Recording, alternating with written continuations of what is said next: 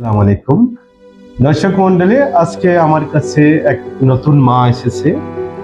ওনার কাছে জানতে চাইবো কি সমস্যা মা?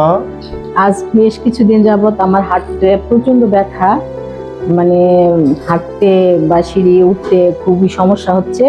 এজন্য আপনার কাছে আসা। তারপরে কি চিকিৎসা নিলেন?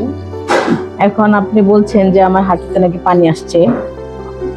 যে দর্শক মন্ডলী, আমরা দেখতে পেয়েছি ওনার এই হাঁটুটা রাইট নি জয়েন্ট অনেক বেশি ফুলে গেছে। তার মানে huge swelling due to any collection of the fluid. আমাদের কাছে যে সমস্ত রোগীরা প্রেজেন্ট করে, অনেকের ডায়াবেটিস থাকে, থাইরয়েড ডিজিজ থাকে, বা বার্ধক্যজনিত বা অ্যাডভান্স এজ বয়সের কারণে বা কোনো আঘাতের কারণে জয়েন্ট ফুলে যায়। অনেক রোগী এই ফুলে যাওয়া রোগী অনেক কষ্ট হয়, সিঁড়ি বেয়ে উঠতে পারে না, হাঁটতে পারে না, চলতে পারে না। বিশেষ করে এই রমজানে তাদের জন্য নামাজ পড়তে আরো কষ্টের মাত্রা বেড়ে যায়।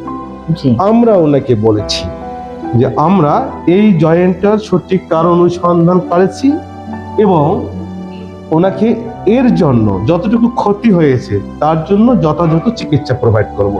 চিকিৎসার একটা অংশ হিসাবে আমরা তার এই জয়েন্টের যতটুকু ফুলে গেছে তার ভিতরে যদি কোনো খারাপ ফ্লুইড বা পানি থাকে সেটা আমরা বের করে দেব। রোগী তাতে করে আরাম পেয়ে যাবে। ঘটনা এখানে শেষ না। আমরা কিন্তু চেয়েছি যে শুধুমাত্র ইনজেকশন দেব বা পানি বের করব, সমাধান হলো না। এখন রোগীর লাইফস্টাইল মডিফিকেশনটা ইম্পর্টেন্ট। রোগীকে নিয়মিত ব্যায়াম করতে হবে, ডায়াবেটিস কন্ট্রোলে রাখতে হবে, থাইরয়েড নিয়ন্ত্রণে রাখতে হবে, রোগীকে নিয়মিত এক্সারসাইজের মাধ্যমে এবং প্রযোজ্য ক্ষেত্রে আমরা হাঁটুর কিছু স্পেশাল ব্যায়াম আছে, কোয়াড্রিসেপ এক্সারসাইজ, সেটা যদি আমরা করি, তার নির যদি মাসেল স্ট্রেংথ আমরা বাড়িয়ে দিই, তাহলে এই রোগীটা আরো ভালো থাকতে পারে। নতুবা রোগীর জন্য দিন দিন আরো খারাপের দিকে চলে যাবে।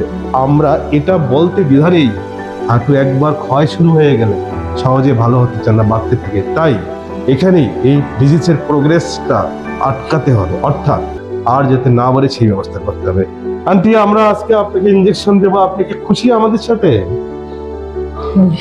আচ্ছা, আপনি কিছু বলবেন? হ্যাঁ, দেখি ওনার থেকে চিকিৎসা নিতে আসছি, চিকিৎসা নেই, তারপরে আমি কি অবস্থা ভালো হয়ে আপনাদের আবার পরে জানাবো। ওকে দর্শক মন্ডলী, আমরা আবারও আপনার কাছে ফিরে আসবো। ওনার কতটা উপকার করতে পারলাম বা উনি আমাদের সঙ্গে থেকে কতটুকু ওনার ইমপ্রুভমেন্টটা হলো এটা জানিয়ে দেব। ততদিন পর্যন্ত অপেক্ষায় থাকুন। আসসালামু আলাইকুম।